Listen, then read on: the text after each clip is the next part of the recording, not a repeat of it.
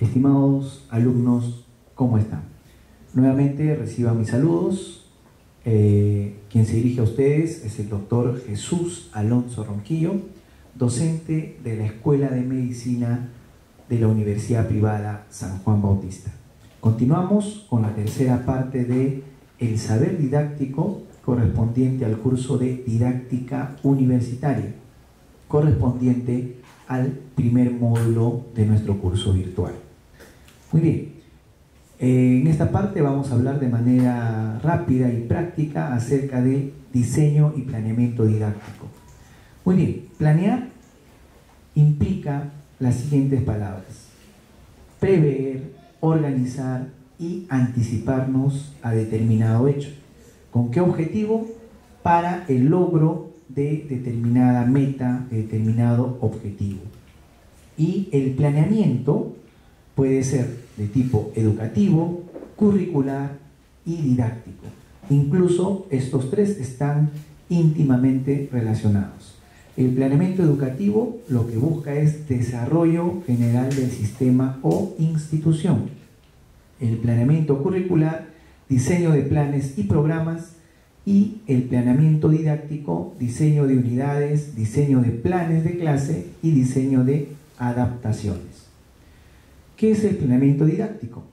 Es el proceso que permite seleccionar y organizar las variadas experiencias de aprendizaje y evaluación que realizarán los alumnos, ya sea de forma individual o de forma grupal, con la mediación o bajo la guía de su docente, para el logro de los objetivos propuestos. ¿Qué funciones tiene el planeamiento didáctico? En primer lugar, permite contextualizar el currículum de acuerdo a las necesidades de los alumnos, intereses de los alumnos y situaciones del contexto institucional y comunitario. Como habíamos mencionado en el desarrollo del curso, la universidad no se desprende de su plan o de su de la importancia que tiene en el ámbito social donde se desarrolla. También una de las funciones del planeamiento didáctico es mejorar la calidad del trabajo docente al ser producto de reflexión crítica o de la reflexión crítica. Muy bien, ¿qué características tiene el planeamiento didáctico? En primer lugar es realista, es flexible, es cooperativo, integrador de sus diversos elementos y tiene que ser preciso y claro en su desarrollo.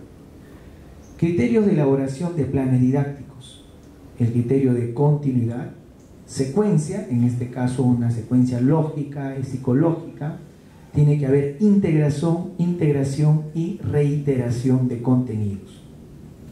El proceso general de diseño de planes didácticos implica un análisis de fuentes curriculares de acuerdo al alumno, el contexto socioeconómico y cultural, programa de estudios y otros documentos de índole académico. También identifica puntos de contacto como interrelación, objetivo, contenidos a trabajar. Y finalmente lo que va a dar es una dosificación en el tiempo. Ustedes saben que nuestro tiempo es lo más valioso que tenemos, sobre todo en estas épocas de muchos cambios. Por lo tanto, tenemos que saber dosificar nuestro tiempo de acuerdo al contexto en el cual nos desarrollamos. Componentes o elementos. ¿Qué y para qué enseñar? En este caso, tenemos que tener bien claro los objetivos y los contenidos. ¿Cómo enseñar? El cómo lo va a contestar las estrategias didácticas y los recursos o materiales con los que se cuente para desarrollar una determinada práctica o enseñanza-aprendizaje universitario. ¿Cómo y cuándo evaluar? ¿No? De acuerdo a la exigencia de cada carrera profesional, área o materia que se esté enseñando. Criterios básicos para el desarrollo o para el diseño de elementos curriculares. Tenemos que tener bien claros los objetivos, los contenidos, los aprendizajes previstos, conceptuales, procedimentales y actitudinales, proceso de aprendizaje y estructuras conceptuales. Estas son las estrategias de aprendizaje. Por ejemplo, si hacemos un cuadro comparativo entre la estrategia de aprendizaje tradicional y el método constructivista o la estrategia actual de aprendizaje, en la primera parte, en la forma tradicional, la forma metodológica era de tipo expositiva, demostrativa, con datos aislados, de acuerdo a la disciplina que nosotros enseñábamos, o poca aplicabilidad. A veces eran no relacionados con el contexto, con la realidad social. Era muy individualista y a veces se utilizaba, por ejemplo, como material didáctico las láminas o lo que teníamos en esa época. Muy bien, en cambio ahora el modelo constructivista del aprendizaje es participativa, al contrario, es cuestionadora, ¿no? Está en relación a la realidad, por eso que incluso nos siempre tener presente el famoso aprendizaje basado en la problemática. Es permanente, se puede aplicar a la realidad, es individualizado, pero también se puede trabajar en contextos grupales y se utiliza diversidad de recursos, diversidad de recursos. Para eso es importante conocer incluso y manejar la tecnología de esta época, a través de las tablets, los celulares, las computadoras, el manejo de internet, todo lo que hablamos en esas capacitaciones de NTICs, ¿no? Las nuevas tecnologías aplicadas a la comunicación. Muy bien, tipos, objetivos y contenidos. Si por ejemplo hablamos del tipo conceptual, existe o el contenido va a ser datos, hechos, conceptos, sistemas conceptuales, principios. En otras palabras, hacen referencia a las distintas áreas del conocimiento. Fortalecen estrategias de memorización comprensiva. En otras palabras, responde a la pregunta ¿qué aprender? ¿No es cierto? Y tiene mucho con el saber. Los procedimientos hacen referencia a los métodos, a las técnicas, procedimientos, estrategias, habilidades y destrezas que utilizamos para lograr el aprendizaje. En este caso van a ser acciones ordenadas orientadas a la consecución de una meta. Incluye lo mental, lo motriz y se debe utilizar en diversas situaciones y diferentes maneras con el fin de resolver problemas planteados y alcanzar metas fijas. Responde a la pregunta el cómo, o sea, cómo hacer, y el logro del objetivo va a ser saber hacer. Muy bien, y las actitudinales hace referencia a los valores, a las normas y sobre todo a las actitudes que debe tener el alumno para lograr el aprendizaje. Tiene como finalidad el desarrollo de la persona para la vida en sociedad, generando valores, pautas de comportamiento, actitudes que sirven para la convivencia. Se emplean a veces para juzgar comportamientos y orientar a un desarrollo integral. Y responde a la pregunta ¿para qué? En este caso responde también o es lo que se denomina aprender a hacer. Entonces estos tres tipos de objetivos o contenidos, tanto conceptuales, procedimentales y actitudinales, se relacionan con el qué, cómo y para qué aprender. Se relacionan con el saber, saber hacer y aprender a hacer. Entonces este cuadro es fundamental que ustedes lo repasen y siempre lo tengan presente en cada una de sus clases o en el desarrollo de sus actividades académicas en la vida universitaria.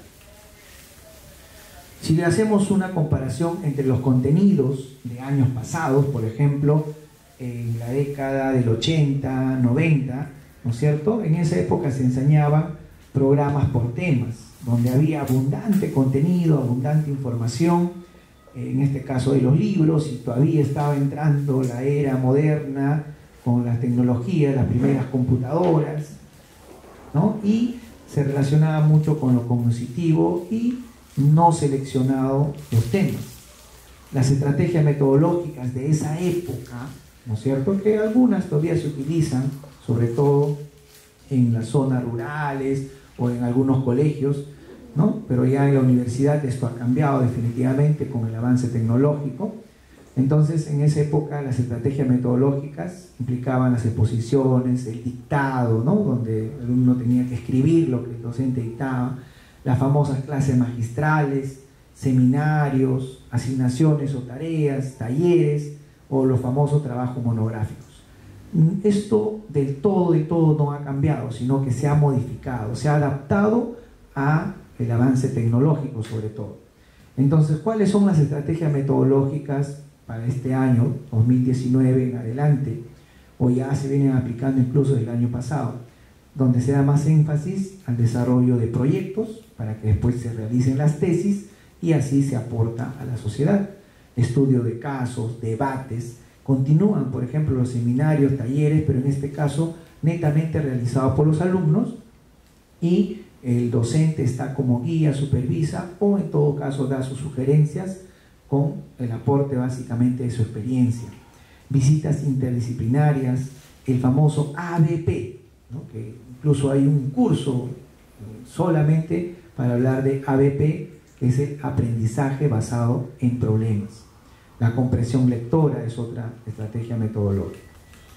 Los famosos planes de clase ya tiene varios componentes que van a ser, por ejemplo, la misión y concepción, teoría educativa, también conocer dispositivos y normas legales, principios psicopedagógicos, experiencia, competencia, perfil educativo, una programación curricular acorde al contexto, acorde a nuestra realidad, para lograr una unidad didáctica, y tienen que seleccionarse bien las unidades, la metodología, la bibliografía, ¿no es cierto?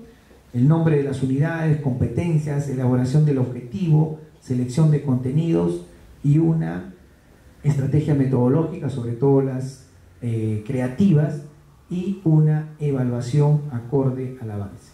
En resumen, esto va dirigido a nosotros como docentes. Un buen profesor o profesora en estas épocas tiene que también tener las siguientes características. Obviamente debe saber hacer y saber ser.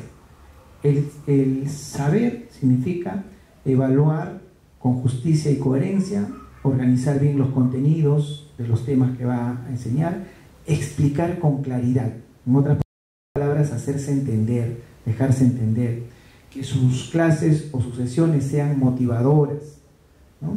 Que sean sesiones estructuradas, que el alumno note definitivamente que el docente le está dando un buen material de estudio, un buen material significativo, que utilice un tono de voz adecuado, no sea monótono al momento de repente dar alguna pauta, ¿no es cierto? Que utilice siempre ejemplos, y que cuando el alumno pregunte, también el docente sepa responder con propiedad, con claridad, que resuelva de alguna manera sus preguntas. Obviamente el docente tiene que mantenerse siempre capacitado, tiene que leer también bastante, actualizarse constantemente. Para eso es importante asistir a los cursos o charlas como esta, por ejemplo, ahora en este caso vía virtual, y estar constantemente en capacitación para obviamente brindar una mejor enseñanza a nuestros alumnos. Saber ser es importante, sobre todo con la motivación a los alumnos, y ser respetuoso y considerado también con los mismos, ¿no? Porque la razón de ser de nosotros como docentes van a ser nuestros alumnos, y ellos van a ser el producto final, el producto terminado. Cuando egresen de la universidad, son los que nos van a representar en las diferentes áreas o carreras que están estudiando. Muy bien, entonces ya estamos llegando al final de nuestro primer módulo, y con respecto a la educación, vamos a decir que la educación y el cambio actualmente están de la mano, así como la enseñanza-aprendizaje es un nexo inseparable. También la relación entre docente y alumno en la enseñanza universitaria es fundamental ese nexo, y actualmente la educación y el cambio también están de la mano. Para eso, recordemos los nuevos paradigmas, ¿no? Recuerden que estamos en una sociedad diferente, la sociedad va cambiando, y por lo tanto las instituciones, como en este caso las universidades, también deben optar por el cambio. El aprendizaje es un proceso activo. Los estudiantes aprenden en base a sus propias actividades y a sus propias experiencias. Eso es lo que denominamos construir el conocimiento. Y para terminar, el mensaje final de este primer módulo es que nosotros no vivimos un cambio de época. Lo que estamos viviendo actualmente más bien es una época de cambio. Por lo tanto, todos debemos asumirlo y ahora es el momento de trabajar.